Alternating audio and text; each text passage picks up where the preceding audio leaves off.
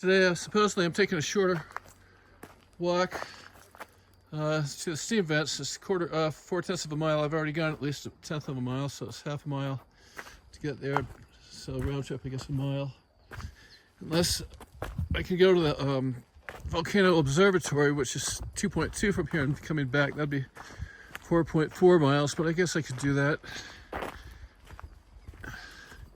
So this is a different type of environment here. It's pretty darn cool. 71 degrees right now and a slight drizzle. Look at this stuff. Look at this. So I'm actually walking to the west away from the hotel, not going down like I did last time. Let's see what kind of flowers are here. They're facing backwards. Oh, they're orchids. Look at that. Look at that. It's just opening up. Pretty nice wild orchids. Here's some better examples. Look at that. Isn't that nice? I wonder if they're wild boar up here. Short walk's kind of nice. It's on the crater as well. See, that's the top of a tree there. So you can fall about, I guess, 30 some odd feet down, or 40, depending on the height of the tree there. I guess it's going down on the side of the crater, but it's obviously not coming from the bottom yet. So look there, you can see, here's the path, and you can see, like, there, I'll reach over it straight down, and look at that, that's not stable. Right there, you got what? You got a foot, not even a foot there. Crazy, man. Woo, that's way down. That's more than I thought. That's more like 50 feet down. I'm not reaching over too close. So you got to be aware here. Well, as I've been walking up the trail, I noticed this. Look at that. So I was wondering, see, it's a little trail. And I'm wondering if it's a wild boar that made this, because it's about 4 feet high in a tunnel. You know, it's not human. So I'll have to find a park ranger to find out. If they are here, I don't want to see one. Walk in here. It's a good area to show you. I don't want to get too close. But look, that's way down. That's not, well, it's far enough to kill you. That's what, 50 feet or something. I don't know, 50 feet. I don't want to lean over too far. It's just, and if I dropped my phone, I'd never find it. I wouldn't bother going after it, man. But that's interesting. See, there's the cliff, a top of a cliff. So I want to make sure I got it. There's the cliff, right there. I'm on it, and it's over there. It goes straight down there, pretty far. These are big trees. These are very big trees, and then it drops further out you go. But that is it. Just leaving the trail I was on, and I've come to like a savanna, so to speak. And I am, see all the steam over there? I'm in the steam vent region. See the steam? It's coming up right there. Oh, here's one right now with no steam coming up. But wait, there's more further up. There's light steam coming from right down there in that open crevice. God, don't put the phone and drop it, money, out an iPhone. See the steam there? That's all steam vents, and so it's, I forgot whether it's sulfur or what. It's hot. It just shows how hot it is right under this ground here, even up here. And you can see the steam over there, across the way. So you can see that it's hot molten lava below even the hotel. Here's the steam vent. It's a small one, but the steam's coming up. See that? And I feel the heat. I feel the heat right now. It's like you're near an oven. That's pretty cool. It's 71 degrees right now. And look at this. There's the crater rim. It goes down there, but it's not a steep drop. So I think the crater rim's actually slightly further up to the left than I've been. Now we're talking. Look, here's a steam vent. It's a lot of steam.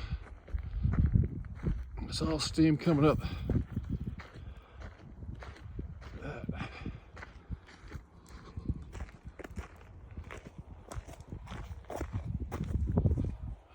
don't think you'd want to drop the phone there because it might be really hot.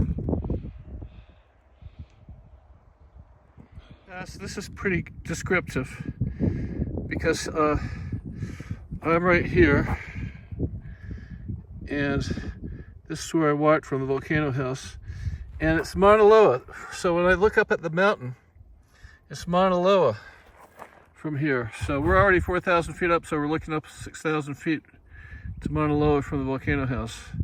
And the top might actually be obscured. Often you cannot see the top of mountains. That's common from a lower vantage point because you got to get above a certain horizon to see the summit of mountains. Here's an interesting vantage point of the crater.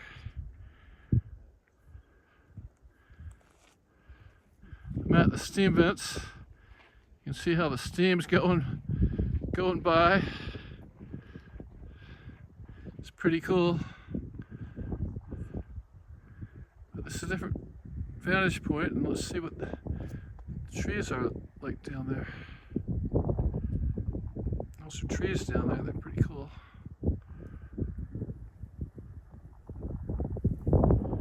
So here I am in Steamboat Alley.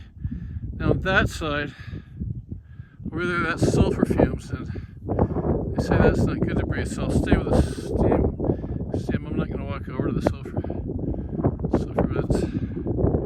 No need. A lot of people drive over. See where the cars here. See a lot of people drive over. There's a lot of cars, but I walk.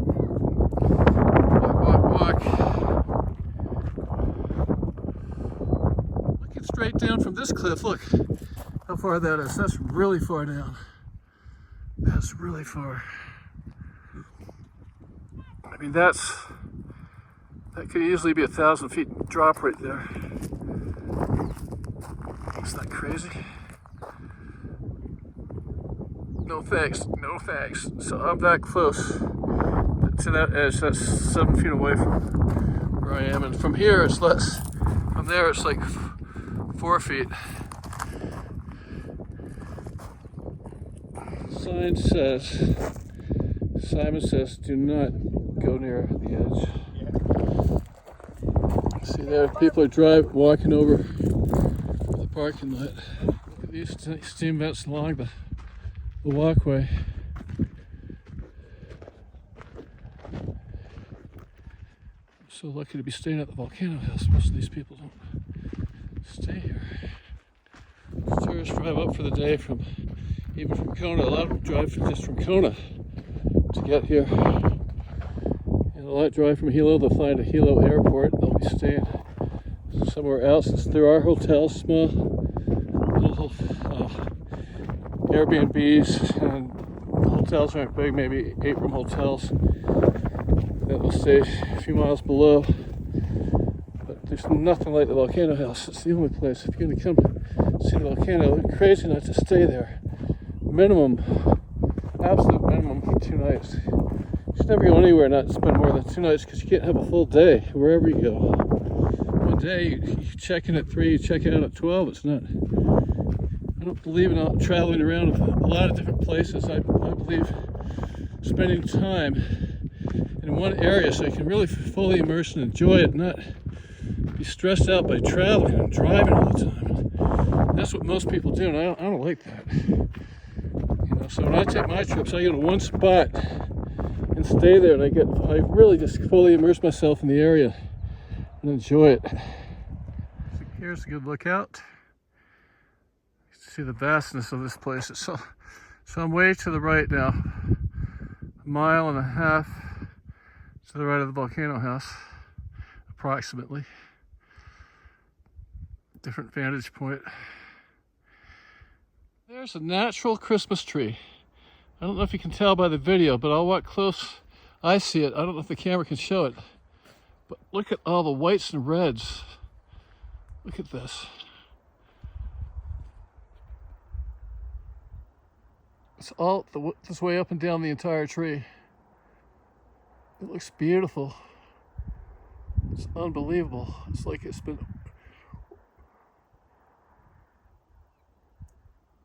ornated by a human, by humans. It's ornated by God.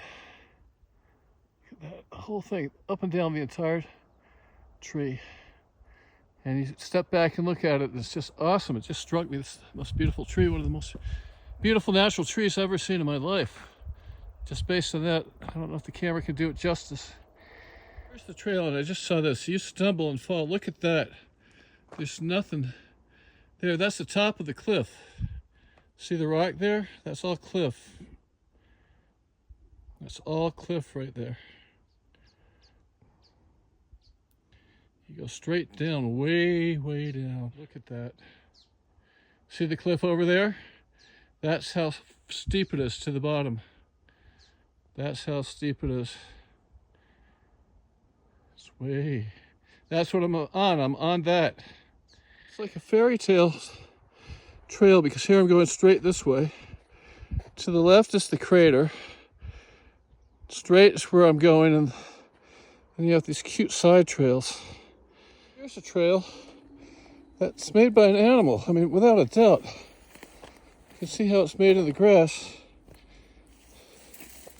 So, if there are boars, this is a boar trail, but it could be by something else. Miles to go before I sleep. I don't really remember how it goes, but that was in the Charles Bronson movie. Anybody can quote that? Who wrote that? So I guess I'll turn around now. So the interesting thing, it's not just looking into the volcano, but seeing the plateau that's all level. You look across there, and below it, if you were on that side, you could look down into the ocean. I don't know if there's any way to get it over there, if that's even possible. And then I think the lava on that eruption spewed over from that side through vents or something. I'm gonna have to ask a park ranger, and went to the ocean below and took out a town and roads below. But I have to verify it was from here. But this is the plateau. I mean, the top of the volcanoes are another 6,000 feet. We're at 4. But we're at the plateau for this one, for this volcanic area. So look at all that. That's all that ground, and where I'm standing is all made by volcano. It's amazing. The vastness. So I was coming down and I stumbled a little bit. And look what was right there, straight down, right there. And I've fallen. Goodness, I wasn't even thinking. See? It can happen to anyone. Look at that area closed. That used to be a lookout. You see the fence there? Became unstable. Unstable ground. It's gotten really powerful now. Look at that. It's blown over. Walking back, look at the trail. You can fall right down there so easily if you're not careful. And then look at this. You wouldn't want to sidestep into that thing. You know, that's a steam vent. You break your neck or seriously hurt yourself. Just notice the volcanic soil on the path. So this is all volcanic. It's pretty amazing. So back to the volcano house. That's where I'm staying. This is the lower part of the volcano house. Where the rooms are. It's connected by that causeway there. And then I am the second room down from that corner there. And here we are right there. There's a drop off right there. Big enough earthquake could take out the volcano house and it would fall